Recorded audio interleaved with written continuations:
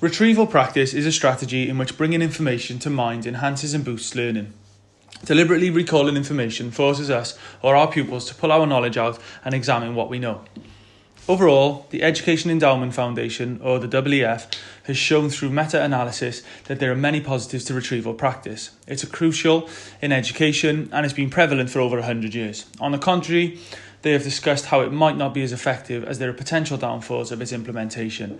The EEF have found that teachers generate questions that do not require high-order thinking and just look at factual recall. Therefore, this boosts pupils' confidence without actually providing challenge.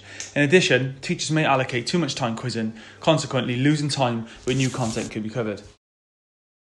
In its simplicity, by calling information to mind, we bring that information to our working memory.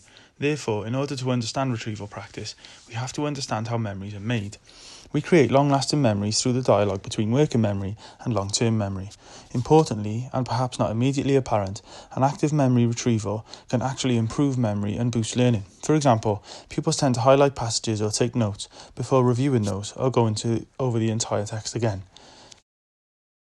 However, cognitive scientists have found a far more effective way to improve memory and learning through retrieval practice, which involves the following.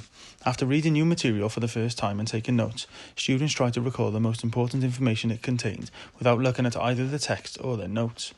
Once they have completed the retrieval, they consult their material to see how accurate and complete it was. So, I'm going to summarise a research article from some of the leading cognitive scientists, specifically Pooja Agarwal. Her research article focuses on the effect of retrieval practice has on pupils' tests or exam anxiety. Pupils within the research project were aged between years 7 and years 13.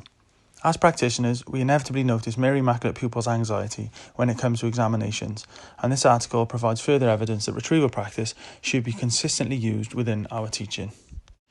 A significant number of pupils, 1,408 to be precise, took part in the study, and it involved pupils being subjected to a study strategy training programme. The aim was to see if the case is that retrieval practice increases test anxiety, or does the improvement in learning from retrieval practice actually decrease test anxiety. The study strategy training programme simply saw a range of pupils subjected to regular low or no stake quizzing and tests throughout the academic year in only one of the classes they were taught. Pupils then completed a questionnaire at the end of the year. This ran from 2006 to 2013. The results from the research project found that, in general, 72% of pupils found that retrieval practice made them less nervous for examinations. This pattern was consistent across content areas, gender, and pupils with special educational needs, thus suggesting that experience in retrieval practice implementation makes pupils less anxious regarding upcoming examinations. Compared across different subjects, test anxiety was more apparent, and only 33% of pupils said that retrieval practice alleviates examination anxiety. One of the limitations to the study is that pupils knew exactly what they were doing and why they were doing it. Therefore, it could be favourable to do this without pupils explicitly knowing what is taking place. This can undoubtedly be applied to our pupils at Mary Immaculate High School, and although the Retrieval Practice Professional Learning Group have not produced a research project on this, they have commented on its effectiveness since consistently implementing it within lessons.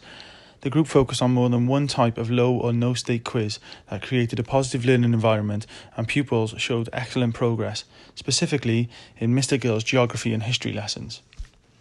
You can find the article on the link here on this video.